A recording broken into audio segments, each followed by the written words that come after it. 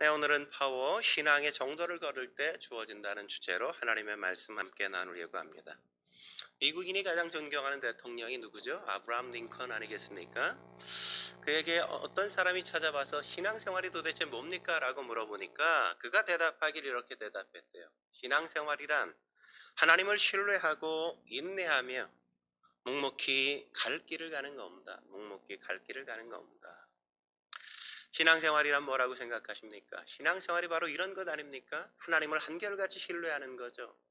때때로 우리의 삶에 역경이 있고 어려움이 닥쳐올 때라도 여전히 하나님을 신뢰하기 때문에 우리가 인내할 줄 알고 내게 주어진 그 길을 묵묵히 오늘도 걸어가는 것, 그게 바로 신앙생활이라고 링컨이 그렇게 이야기했다 합니다. 여러분, 사실 링컨만큼 그렇게 실패와 좌절을 많이 경험했던 사람이 어디에 있습니까? 그는 어마무시하게 많은 실패와 좌절을 수없이 경험하지 않았습니까? 그러니까 정치가로 입문하고 나서도 무려 선거에 7번이나 낙선하는 고배를 마셨잖아요. 그는 1832년에 주의원 선거에서 낙선하고 1938년에 국회 하원의장 선거에서 낙선했어요. 1843년 하원의원 선거에서 다시 패배하고 1848년 다시 하원의원 선거에서도 패배했습니다. 그리고 1855년 상원의원 선거에 다시 낙선하고 1856년 부통령 후보 선거에서도 낙선하게 되었어요. 그리고 1858년 다시 상원 진출에 낙선하고 맙니다. 무려 28년 동안이나 정치에 입문하고 무려 28년 동안이나 그는 계속해서 연이어 7번이나 실패하고 좌절을 맛볼 수밖에 없었단 말이죠. 그리고 드디어 1860년 미합 중국 대통령으로 그가 되고 당선이 되고 말지 않았습니까? 그가 대통령이 되어지자 그에게 같이 함께 일했던 한 참모가 링컨에게 질문하기를 실패가 두렵지 않냐고, 실패가 두렵지 않냐고 그에게 그렇게 물었대요. 그때 링컨이 말하기를 실패야 물론 두렵죠. 하지만 실패를 경험할 때마다 내 꿈은 더 투명해지고 자랐을 뿐만 아니라 내 믿음도 더 온전해졌습니다. 내 신앙도 더 온전해졌습니다. 링컨이 이렇게 많은 실패와 좌절을 경험했지만 그럼에도 불구하고 그가 실패 속에서 좌절하거나 낙심하지 않고 그가 다시금 도전하고 다시금 시작하고 또 다시 일어날 수 있었던 이유는 그가 하나님을 신뢰하고 인내할 수 있었기 때문입니다. 그가 신앙의 정도를 끊임없이 거두려고 부단히 애쓰고 노력했기 때문에 그는 실패가 그의 인생의 마지막이 되지 않게 했던 거란 말이죠. 오늘 본문에도 보면 신앙의 정도를 걸어 승리하고 성공하게 된 그 한 사람을 우리가 만날 수 있지 않습니까? 그가 누구죠? 남유다 11대 왕 요담이었습니다. 요담. 오늘 본문은 요담에 대해서 6절에 이렇게 기록하는 걸 우리가 만날 수 있죠. 6절 같이 한번 읽어볼까요? 6절 읽겠습니다. 시작. 요담이 그의 하나님 여호와 앞에서 바른 길을 걸었으므로 점점 강성하여졌더라. 요담은 점점 강성하여졌더라. 우리가 기대하는 게 바로 이런 거 아니에요? 어제보다 나은 오늘, 오늘보다 나은 내일. 이런 것들을 누구나 다 꿈꾸고 누구나 다 원한단 말이죠. 어떻게 그렇게 강성해질 수 있었나요?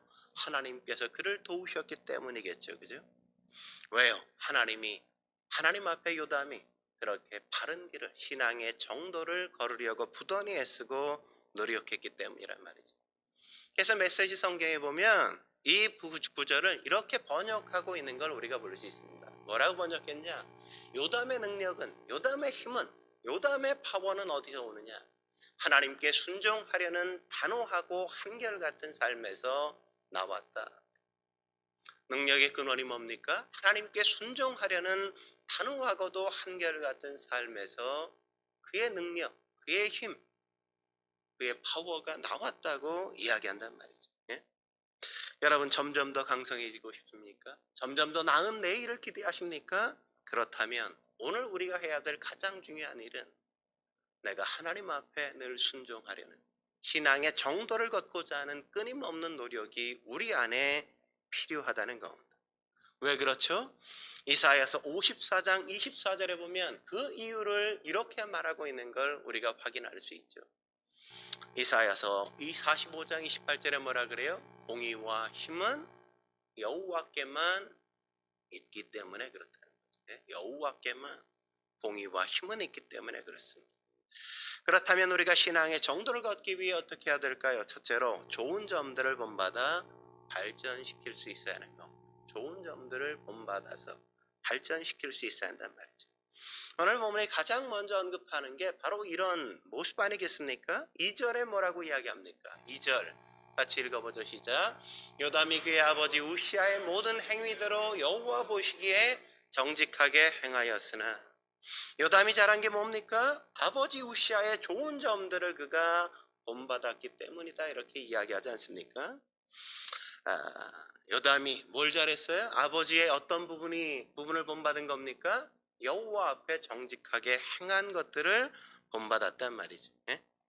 요담은 아버지 우시아가 하나님 보시기에 정직하게 행한 그것을 그의 마음속에 담고 나도 저렇게 살아야 되겠다, 이렇게 생각하고 그것을 본받은 겁니다.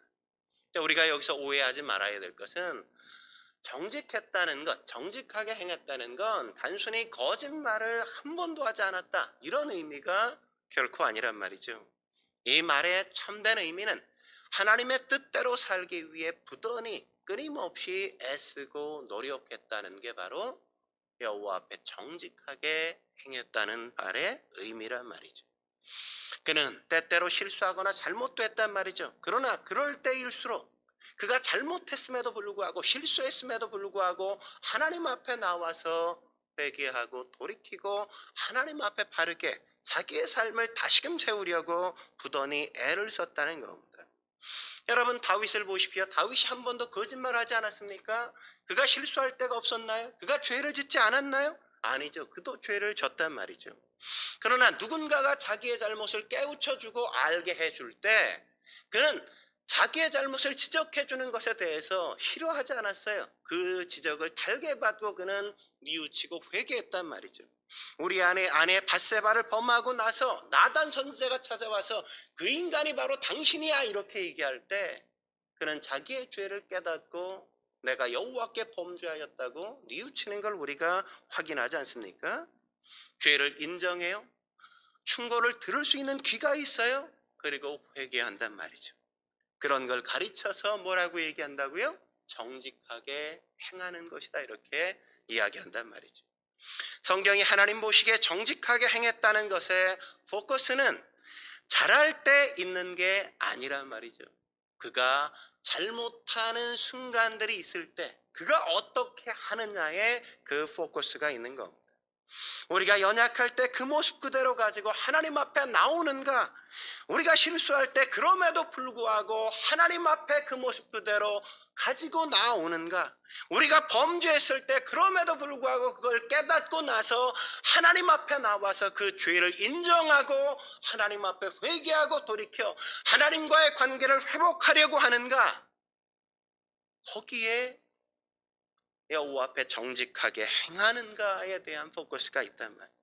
하나님은 그런 모습을 기대하신다고, 그런 모습을 원한단 말이죠. 실수나 잘못을 하지 않는 것도 좋아하지만 잘못했음에도 불구하고 그걸 깨달을 때 억지를 부리거나 변명을 늘어놓지 않고 정직하게 인정하고 회개하는 것을 하나님은 기대하시고 원하신다고요.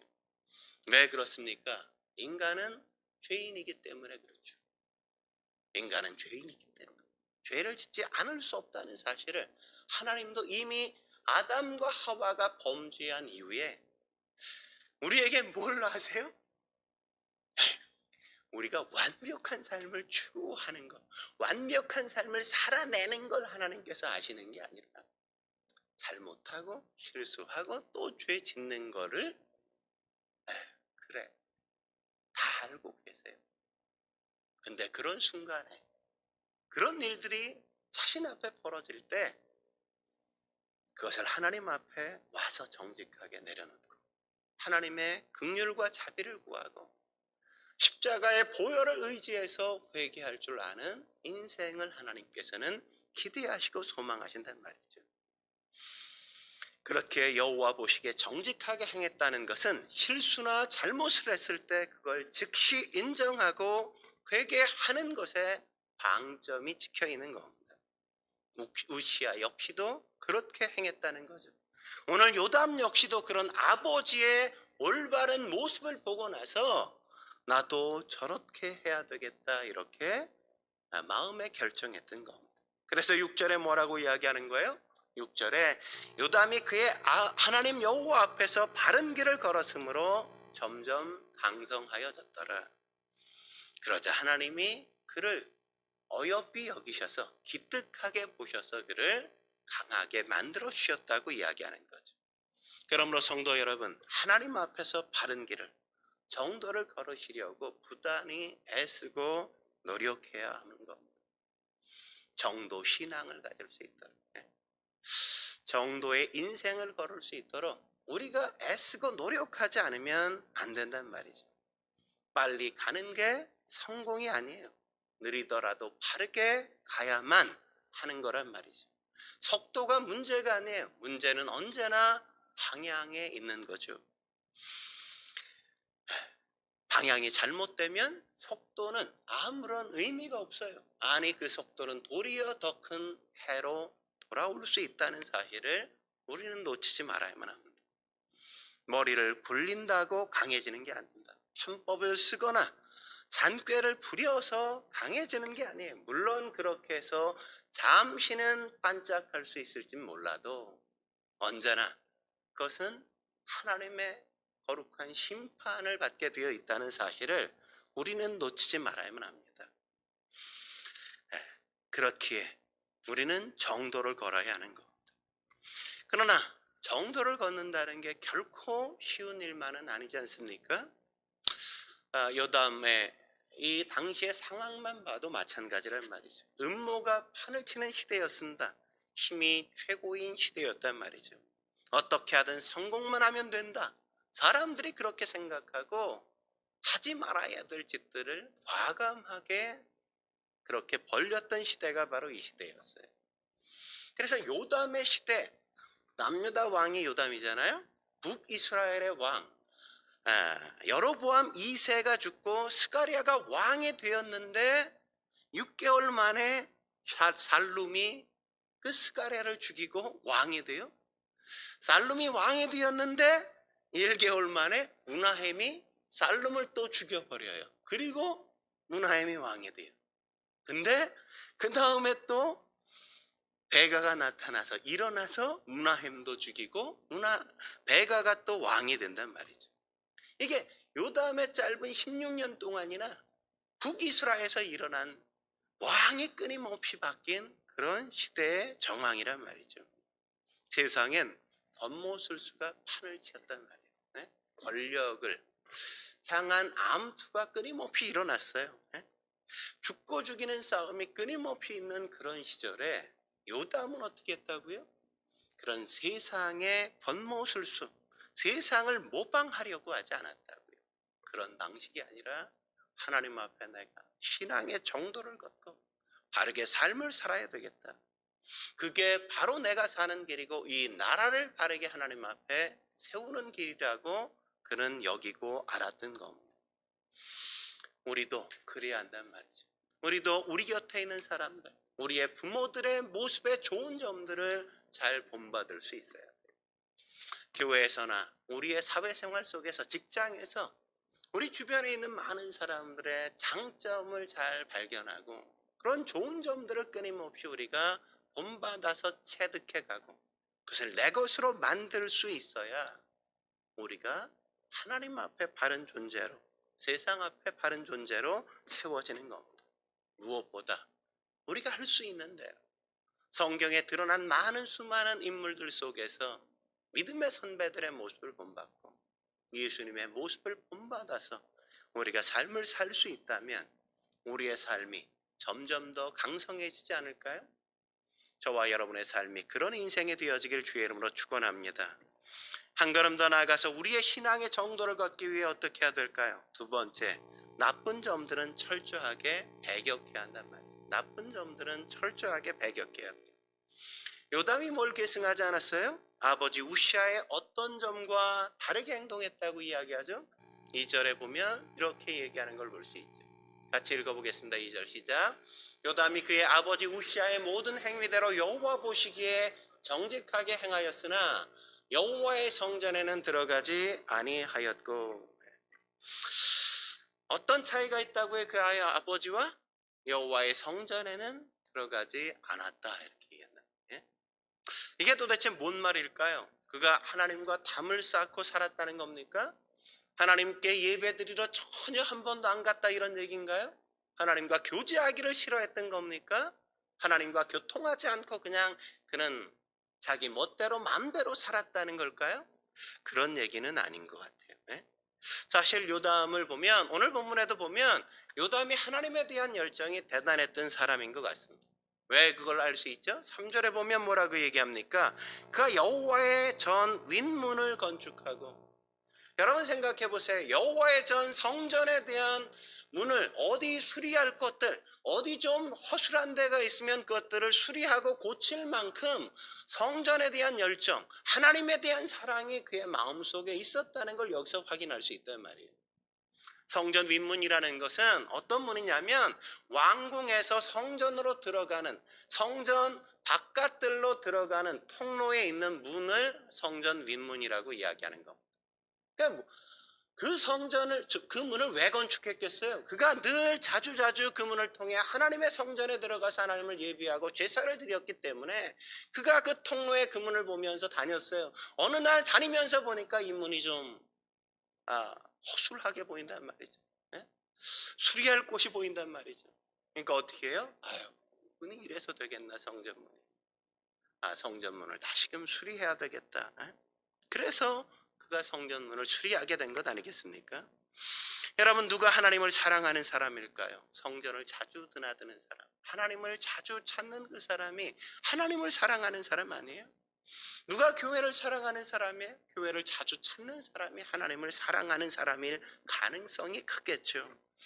그렇게 교회를 자주 드나들다 보면 낡은 곳이 보이고 손볼 곳이 보이고, 그런 것이 보이면 그런 곳 하나하나를 내가 그냥 땀 흘리면서 하나하나 수리해가고 고쳐가고, 어디 혹시 소홀한 데가 있지는 않은지, 하나님의 전인데 하나님의 교회인데 어디 하나 우리가 고쳐야 될 곳은 있지 않은지 자주 드나들고 자주 보다 보면 그런 것이 보여지고 그런 것들을 수리하고 고치게 되어지는 건 당연한 거죠.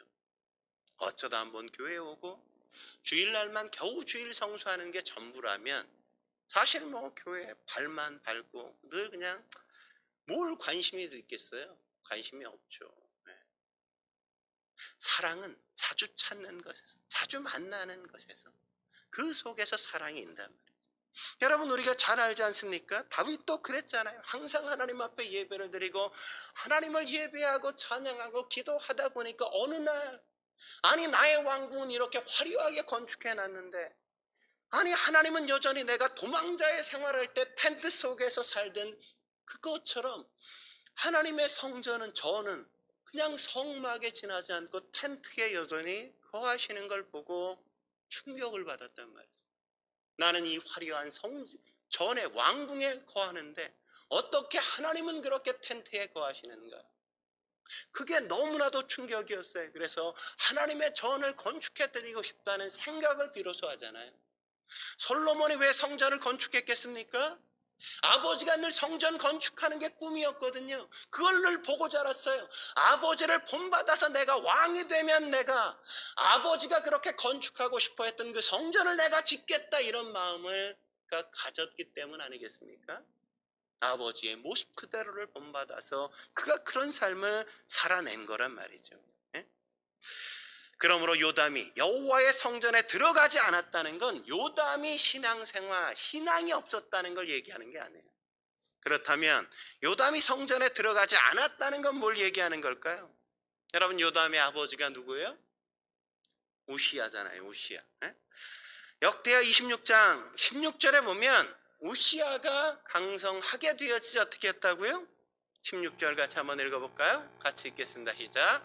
그가 강성하여짐에 그의 마음이 교만하여 악을 행하여 그의 하나님 여호와께 범죄하되 곧 여호와의 성전에 들어가서 향단에 분향하려 한지라. 하나님이 강성하게 해주면 좀 그냥 아우 감사하다 이렇게 하면서 좀 더 겸손해지면 참 좋은데, 조금만 나아지면 그냥 목이 곧아지고 그냥 교만을 떨어요. 예? 내가 왕인데 내가 못할 게 뭐야, 이 나라는 다 내 건데 이러면서 감히 왕에게 허락되지 않은 성전에 그가 들어가고 향단에 그가 스스로 분향하는 걸 자처하잖아요. 내가 못할 게 뭐야. 오늘 요담이 성전에 들어가지 아니했다는 건 아버지와 같이 그렇게 자기에게 허락되지 않은 일을 하려고 하지 않았다는 걸 말하는 거예요. 분수를 알았다고요. 내가 해야 될 것과 내게 허락되지 않은 것을 잘 분별해서 내게 허락되지 않은 것들은 감히 하려고 나서지 않았다는 겁니다. 교만하게 행하지 않았단 말이죠. 월권을 행하려고 하지 않았다는 걸 이야기하는 겁니다. 왜요? 아버지가 그렇게 행해서 운동병이 생기고 별궁에서 나오지 못하고 그냥 아버지께서 그렇게 돌아가신 걸 봤기 때문에, 성전에 내게 허락하시지 않은 그 일을 행하는 게 얼마나 무서운 건지 그는 깊이 체험하고 있었거든요. 우시야도 그런 기회가 없었을까요? 아니에요. 아버지 우시야도 사실 그런 기회가 있었어요. 할아버지가 어땠어요? 우시야의 아버지가 어땠어요? 전쟁에 나가서 승리하자 그냥 막 나대잖아요. 그러니까 선지자가 와가지고 그러면 안 된다고 얘기하는데 선지자의 말을 무시하고 전쟁에 나가서 아람과 북이스라엘에게 대패하고 신하들에게 죽임을 당하잖아요. 선지자의 말을 듣지 않고. 그러니까 근데 오늘 요담은 그렇지 않았어요. 아버지를 보고 아버지의 반면 교사를 잘 삼아서 그가 내가 이건 하지 말아야 되겠다, 선명한 기준을 세워서 할 것과 하지 말아야 될 것들을 명확하게 하고 하지 말아야 될 것들을 철저하게 경계하고 끊어냈단 말이죠. 좋은 게 좋은 건 아니라고요. 우리가 끊어야 될 것은 명확하게 끊을 수 있어야 한단 말이죠. 20세기 초 세계 열강의 외교관들 가운데 가장 존경받았던 인물이 런던 주재 독일 대사였다 그러지 않습니까? 사람들은 비록 그가 총리는 되지 못할지라도 최소한 외교 장관까지는 그가 승진할 거라고 사람들은 다 예상했어요. 근데 1906년 그는 갑자기 대사직을 사직하고 맙니다. 당시 에드워드 7세가 영국 국왕 5년째를 맞았는데 그것을 축하하기 위해 외교 사절단들이 왕을 위해서 만찬을 준비한 거예요. 근데 15년씩이나 이게 외교관을 하다 보니까 외교관에 뭐 그래도 대빵이 된 거죠. 그러니까 의장을 시켰어요. 그 만찬을 벌리는 일에. 근데 당시에 에드워드 7세는 아주 그냥 남봉꾼이었거든요. 근데 만찬도 에드워드 7세가 다 의장을 불러가지고 이렇게 준비해 이렇게 코치하는 거예요. 근데 코치하면서 마지막 만찬이 끝날 때쯤 거대한 케이크를 들고 들어오고 그 뒤에 작은 촛불을 몇 개 들고 들어오면서 그 뒤에 장녀들을 최소한 12명 이상 이렇게 벌거벗겨 가지고 입장시키도록 그렇게 이 독일 대사 의장에게 요구한 거예요. 그 요구를 듣고 이 독일 대사는 그날로 가서 내가 그 일을 할 수 없다, 그 일을 하지 않겠다 다짐하고 독일 대사직을 사직했습니다. 그러면서 그는 이렇게 말했다 그러죠.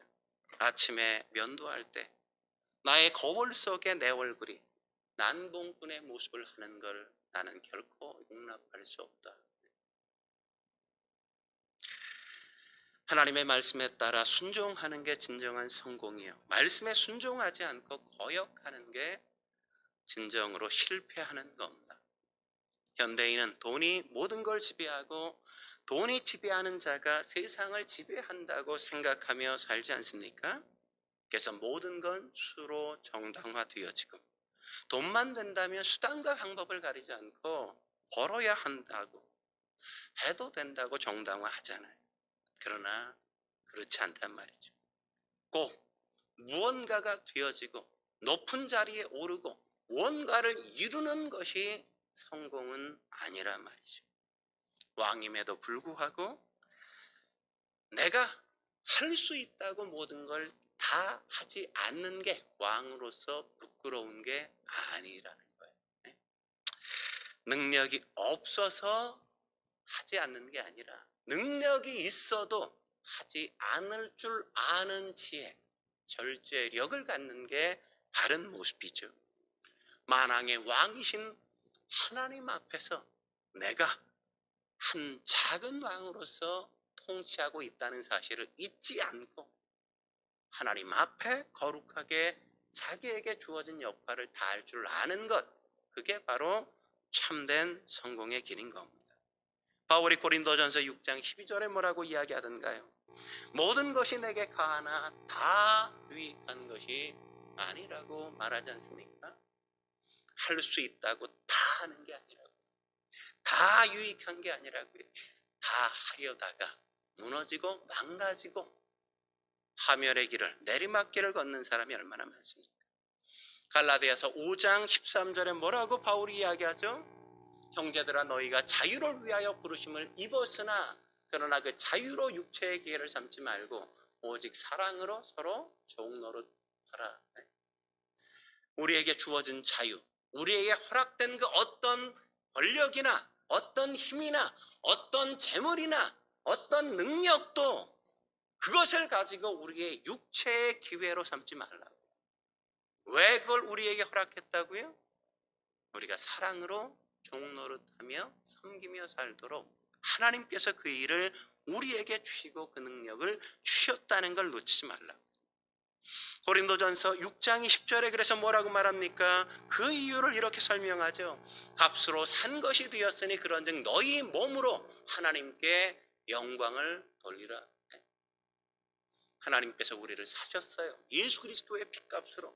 그래서 우리를 통해 뭘 하기를 원하신다고요? 하나님의 영광을 위한 삶을 살게 하시기를 원하신단 말이죠. 그러므로 그 부르심에 합당하게 우리는 살아야만 합니다. 그래서 우리는 아직도 우리를 지배하고 있는 과거의 죄 습관들을 우리 안에서 배격해내고 끊어낼 수 있어야 돼요. 에베소서 4장 25절에 뭐라고 얘기하죠? 그런즉 거짓을 버려라. 데살로니가 전서 4장 3절에 뭐라고 이야기합니까? 음란을 버려라. 디모데전서 4장 7절에 뭐라고 말씀하죠? 망령되고 허탄한 신화를 버리라고 말씀하잖아요. 베드로전서 2장 1절에 이렇게 말하죠. 같이 읽겠습니다. 시작. 그러므로 모든 악독과 모든 기만과 외식과 시기와 모든 비방하는 말을 버려라. 버려라. 우리가 버릴 것들을 철저하게 우리 안에서 버리지 아니하면 우리는 지속적인 승리가 아니라 내리막길을 걸을 수 있다는 사실을 우리는 놓치지 말아야만 합니다. 우리는 본받아야 할 것과 본받지 말아야 할 것들을 아는 그 지혜를 갖고 있어야 한단 말이죠. 저와 여러분들이 그런 지혜가 있어 점점 더 강성해지기를 주의 이름으로 축원합니다. 마지막으로 우리가 신앙의 정도를 걷기 위해 어떻게 해야 될까요? 세 번째, 선한 영향력을 발휘할 수 있어야만 합니다. 선한 영향력을 발휘할 수 있어야 한단 말이죠. 오늘 요담에게 아쉬운 게 뭡니까? 요담은 다음 세대 나라가 기울 수 있는, 있게 할 수 있는 화근을 남긴다는 거죠. 화근을 남겼다는 거죠. 아버지로부터 좋은 점을 본받고 아버지의 좋지 않은 점은 잘 자신 안에서 배격해냈어요. 하지만 그는 자신이 발휘해야 될 선한 영향력을 주변 사람들에게 발휘하는 것들을 잘하지 못했던 겁니다. 그게 뭐죠? 2절 하반절 같이 다시 한번 2절 읽어볼까요? 2절 같이 읽겠습니다. 시작. 요담이 그의 아버지 우시아의 모든 행위대로 여호와 보시기에 정직하게 행하였으나 여호와의 성전에는 들어가지 아니하였고 백성은 여전히 부패하였더라. 문제가 뭐예요? 백성은 여전히 부패하였더라. 여기서 부패하다는 단어의 의미는 부패하다는 의미도 있지만 파괴하다, 멸망하다라는 의미가 있어요. 부패하는 걸 그냥 내버려 두면, 방치하면 어떻게 되어져요? 파괴돼요. 멸망한다고요. 예. 댐이 구멍 하나 뻥 뚫렸는데 그걸 내버려 두면 댐은 무너지죠. 무너지죠. 얼른 가서 막아야죠. 막아야죠. 보수하지 않으면 안 되는 거예요. 근데 오늘 요담이 어떻게 했어요? 요담은 백성들이 부패하는데 그걸 그냥 부패하는 줄 알면서도 내버려 뒀다고요. 방치했단 말이죠. 예? 나라가 부강해지니까, 나라의 경제가 살만하니까 백성들이 그냥 하나님께 구하지 않고 그냥 자기 멋대로 부패하고 타락해요. 근데 요담은 그것을 내버려 둔 겁니다. 예? 백성들을 지도하지 않았단 말이죠. 여러분, 백성들의 부패한 게 구체적으로 뭘 얘기할까요? 열왕기하 15장에 가보면 그게 산당을 제거하지 않은 것이라고 언급하는 걸 우리가 확인할 수 있죠. 그 백성들이 산당에 가서 우상 숭배하는 일을 즐겨했단 말이죠. 사실 이건 남유다의 그냥 전통적으로 내려오는 사회적인 악이었단 말이에요. 사회적인 악, 예? 사회 구조적인 악이었어요. 예? 어느 왕도 이 산당을 제거하지 못했습니다. 요담 역시 이걸 바꾸려고 하지 않았단 말이죠. 그랬더니 어떤 일이 벌어져요? 28장에 우리가 다음 주에 보게 되어지면 이 일 때문에 온 나라가 전부 다 우상으로 그냥 나라 전체가 다 변해버려요. 우상을 섬기는 것을. 남유다가 하나님을 버리고 우상 앞에 다 갔어요. 그러자 하나님도 남유다를 버려요. 에돔 왕의 손에 붙이고 북이스라엘 왕의 손에 붙여서 남유다가 패망의 길을 걷게 되어진단 말이에요. 요담이 점점 더 강성하여지게 만든 그 일, 그 나라를 점점 더 망해지게 만드는 그 원인을 누가 제공했어요?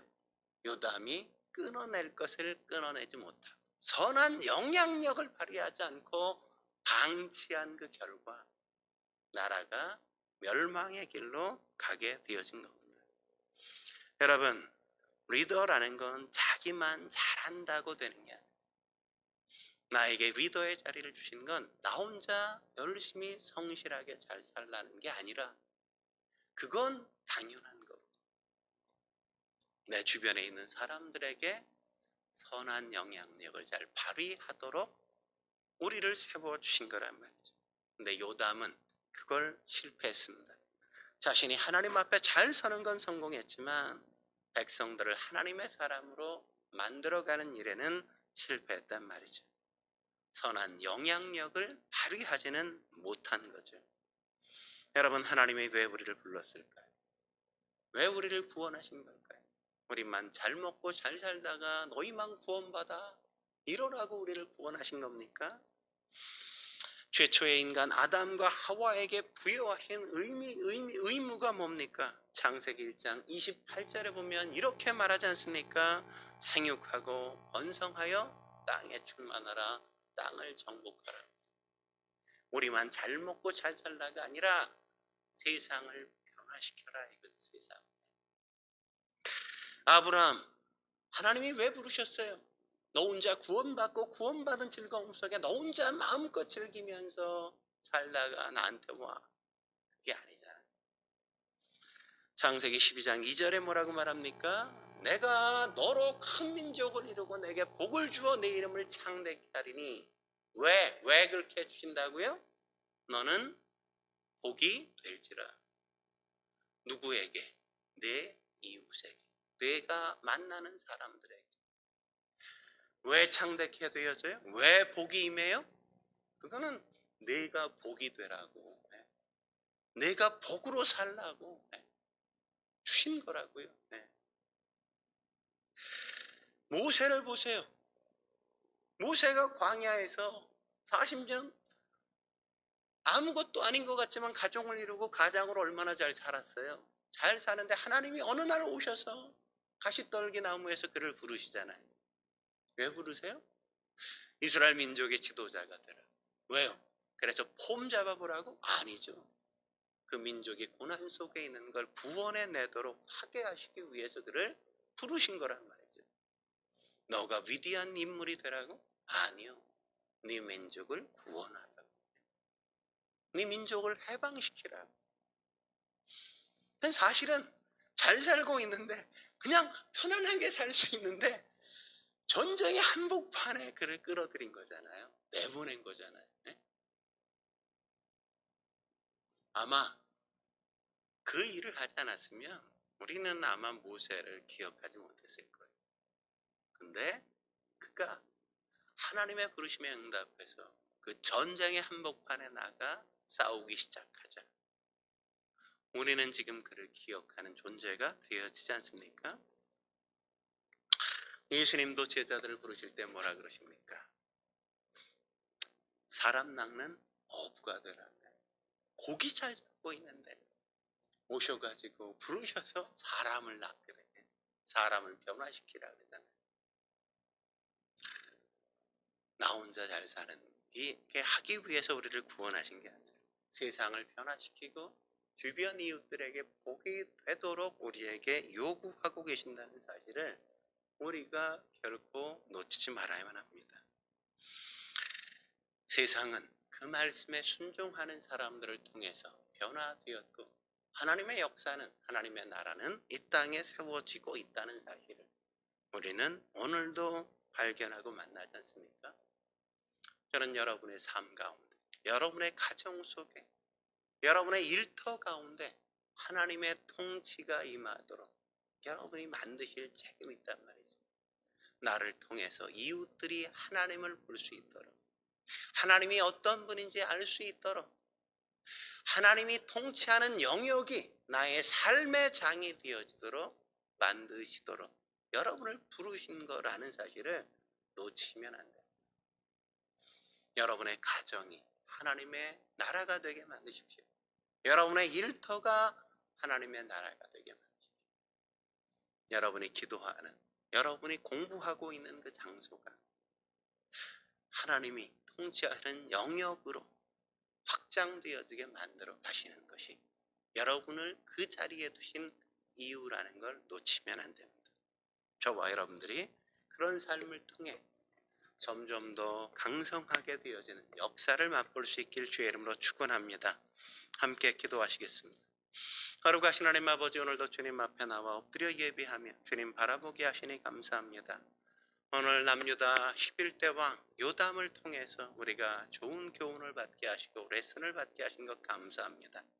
우리가 하나님 앞에 어떤 삶을 살아야 할지 우리 곁에 두신 수많은 사람들, 그들을 바라보며 그들의 좋은 점들을 잘 본받게 하시고 그들의 연약함들은 우리가 철저하게 경계하며 내 안에 혹시 그런 모습이 있지는 않은지, 하나님이 미워하시고 하나님이 심판하실 그런 모습이 내 안에 있지는 않은지, 그런 것들을 하나하나 이를 악물고 끌어낼 수 있도록 주여 도와주셔서 우리가 예수님 모습을 닮아가게 하시고 예수님처럼 살아갈 수 있게 주여 도와주옵소서. 그리고 그런 모습이 나 하나만으로 즐기는 게 아니라 그런 모습으로 살아가는 삶의 장에서 이웃들에게 거룩한 선한 영향력으로 드러날 수 있게 주여 도와주옵소서. 감사드리며 예수님의 이름으로 기도드립니다. 아멘.